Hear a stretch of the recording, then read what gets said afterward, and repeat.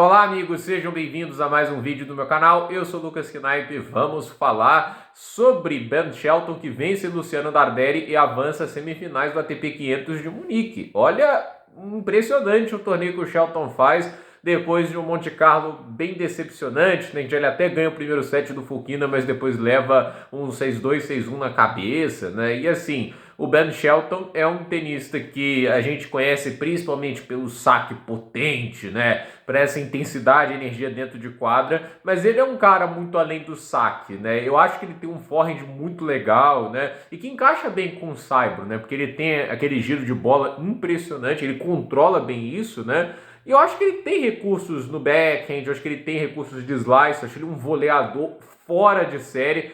O grande problema do Shelton é que, assim, quando ele tá confiante, ele executa tudo de maneira muito instintiva, só que as bolas vão entrando em sua maioria. Quando ele não tá confiante, ele continua instintivo, só que ele fica muito errático, né? Por isso ele é um cara extremamente imprevisível. Se o Shelton fosse um cara mais metódico, eu acho que ele já estaria no top 10, né? Porque é muito talento que o cidadão tem. E, assim, ele é um cara que tinha expectativas altas pro saibro, né? E eu sempre achei assim, cara, eu não consigo saber se o Shelton vai bem ou não num torneio, porque depende da maneira que ele chega pro torneio. Porque assim, olha o que ele fez no Australia Open, semifinalista. Ele chegou a estar mais próximo de ganhar um set do Sinner do que o Zverev, né? Tipo, e ele só não ganhou o set porque ele cometeu erros bobos, né? Ele tava incomodando bastante o Jannik Sinner no jogo. Então assim, recurso ele tem muita potência, um dos tenistas que mais tem facilidade de gerar potência no tour atualmente. Eu acho que assim, ele é um cara que se dedica, se esforça muito, isso aí é um negócio inegável, mas o Ben Shelton, às vezes, ele é um cara que se deixa levar muito pelas emoções. Como eu disse, ele é um cara instintivo, né? A maneira dele jogar é por instinto, não é por uma questão de estratégia, né? E aí a questão é, como ele é instintivo, vai depender do quão bem ele tá batendo na bola. Hoje ele bateu magistralmente bem e não deu a menor chance pro Darderi, né? E assim, o saque do Shelton no saibro perde um pouco de efetividade, mas eu acho assim que os dos ditos sacadores, né? Hoje a gente tem uma geração de gente que saca muito bem, como é o caso do Menzies, como é o caso do Shelton. Eu não acho que ninguém ganhe título só com saque, né? Porque a gente já teve tenista assim. O Karlovic, para mim, é o melhor exemplo de um cara que sacava muito bem, mas raramente você vai encontrar a campanha de muito destaque dele em Grand Slam, até mesmo Masters 1000, né? Tipo, se a gente parar pra pensar, o Karlovic é muito lembrado porque é um grande sacador, mas nada além disso, né? O próprio John Isner, se a gente parar pra pensar, ele tem um título de Masters 1000, que é legal, né? Ele tem umas vitórias muito bacanas na carreira dele, né? Era sempre chato de enfrentar, mas isso não garantiu ele mais sucesso do que, por exemplo, teve, vamos falar, o Kevin Anderson. O Kevin Anderson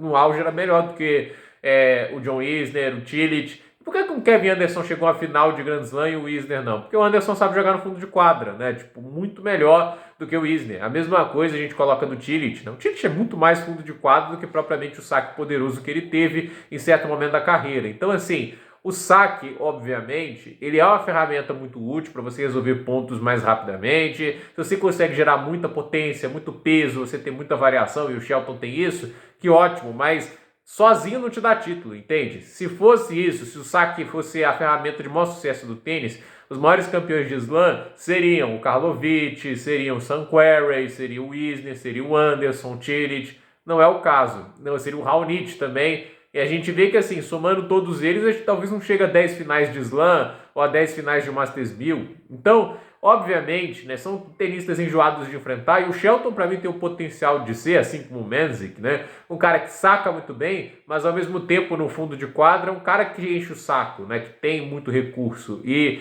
eu gosto muito da maneira que ele bate o forehand dele, né, o backhand é onde eu acho que ele precisa lapidar um pouco mais. E assim, ele tem uma variação de jogo dele que é muito bacana. O Shelton não é um cara só pancadaria, ele tem um slice absurdo de bom. O slice de backhand dele é lindo, né? Tipo, a maneira que ele consegue colocar efeito, né? Ele tem curtas, ele tem, como eu disse, um voleio. A mão de volear dele é fenomenal. Isso, obviamente, herança de ser um duplista também. Mas eu acho assim, o tenista com o Ben Shelton tem muito potencial. Mas para mim, mais do que o talento e os recursos que ele tem, é isso aqui que eu acho que ele precisa trabalhar do ponto de vista estratégico. A energia dele dentro de quadro, mas que muita gente fique revoltada, como o Shelton às vezes é um cara que grita muito, né? essa energia que ele tem dentro de quadro, não é isso que eu acho que é o problema. O problema é a maneira que ele constrói os pontos, né? A partir do instinto dele, do que instintivamente achou que ele é o melhor e não do que ele estrategicamente pensa como ele vai machucar mais o adversário, de como o adversário está se incomodando mais. Eu não acho que ele seja muito bom em fazer esse tipo de leitura de jogo. Porém, hoje ele se impôs contra o Darderi e agora é ver o que ele faz no Munique. Tá bem no torneio, tá jogando um baita tênis, então assim, não dá para subestimar o Ben Shelton. Vai enfrentar, se não me engano, o Francisco Cerúndolo e esse jogo promete, né? E o Cerúndolo vai enfrentar um cara que pressiona, né? Porque sacando o Ben Shelton é muito melhor que o Cerúndolo, então o Cerúndolo vai ter que estar bem atento, porque não vai ser tão fácil assim quebrar o saque do americano, principalmente se ele estiver sacando bem, e obviamente ele vai ter que tomar conta do seu saque nesse jogo, porque se o Shelton conseguir entrar bem nas trocas, se ele conseguir pressionar e jogar o Cerúndolo para trás, esse jogo fica bem perigoso. Então, a ver o que o Ben Shelton vai conseguir fazer nessa partida. Gente, por esse vídeo é isso. Dúvida nos comentários, deixe seu like, se inscreva no canal, compartilhe esse vídeo e até o próximo vídeo.